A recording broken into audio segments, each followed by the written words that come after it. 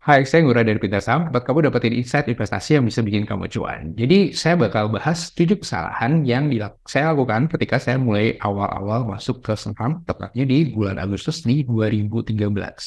Kesalahan pertama adalah menyukai saham tertentu tanpa diikuti dengan analisa yang mendalam. Jadi, waktu itu di awal saya membuat list, kira-kira saham-saham apa saja yang bakal saya beli, dan saya hanya melihat atau melihat luarnya aja, dalam arti oh, kayaknya ini perusahaan ini gedungnya bagus nih. Di mana-mana nih kita bisa lihat pemennya atau melihat apa namanya atau melihat namanya di berita dan sebagainya. Ya itu saya langsung masukin list hanya karena gara-gara itu aja, tanpa melihat atau menggunakan analisa yang lebih mendalam.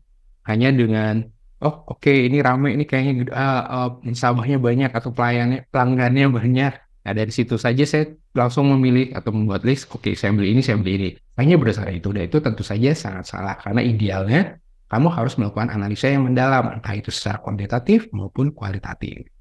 Kemudian kesalahan yang kedua adalah tidak open-minded. Jadi, di awal ketika saya mulai berinvestasi saham atau masuk ke dunia saham, entah itu jangka pendek maupun jangka panjang, saya waktu itu anti dengan saham komoditas. Ya, nggak tahu ya kenapa waktu itu kayaknya kurang set aja sama saham-saham komoditas, seperti saham batu bara, saham emas, saham nikel, hal seperti itu.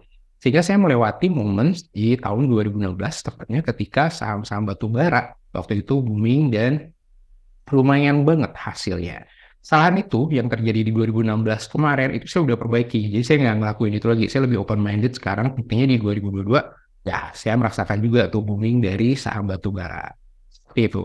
Kemudian kesalahan yang ketiga adalah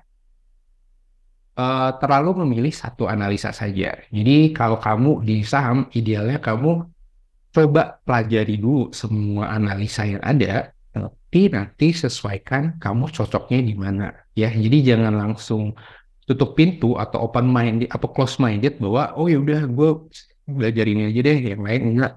Padahal idealnya menurut saya, even misalnya kamu memilih fundamental. Fundamental sendiri ada 3 nih, ada value investing, ada growth investing, ada dividend investing. Kemudian kalau misalnya kamu trading atau technical sendiri ada yang scalping, ada yang day trading, ada yang swing. Nah itu dari sekian banyak pilihan itu, usahakan kalau bisa kamu melihat semuanya atau mencoba semuanya dulu, pelajari dulu.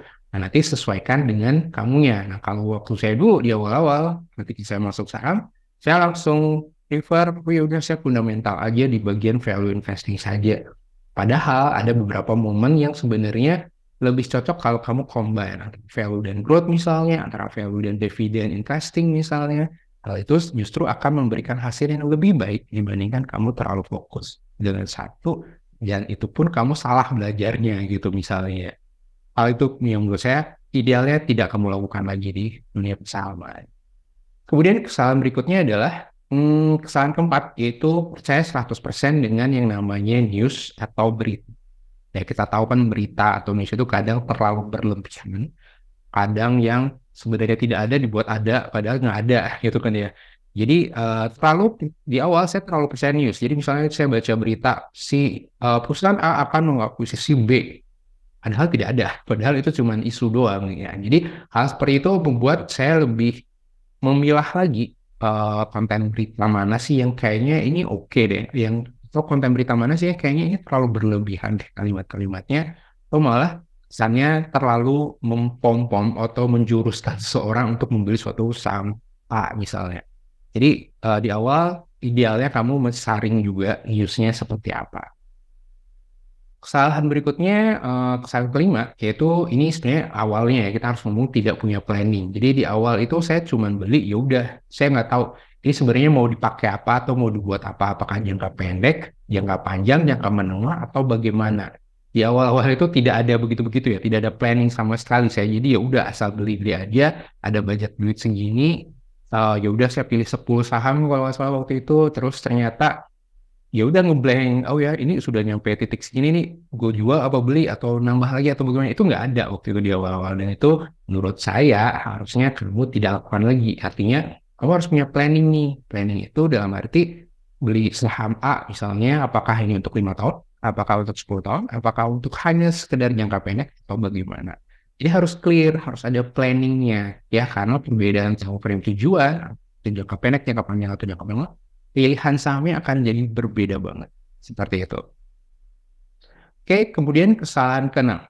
Nah, ini tidak konsisten kesalahan keenam. Jadi ketika saya sudah melakukan analisa di awal-awal waktu itu, ternyata saya memutuskan, oke, saham A ini oke nih. Tapi ternyata ketika saya coba mulai beli, ternyata saham B lebih populer dalam arti, loh, kok saham B naik ya? Terus kok banyak yang ngomongin saham B ya? Kok news pada ngomongin saham B? Jadi saya switch langsung jadi saham A, saham B. Adalah saham A tinggal nunggu waktu aja untuk naik gitu. Jadi itu kesalahan saya di awal-awal ketika masuk di dulu di tahun 2013.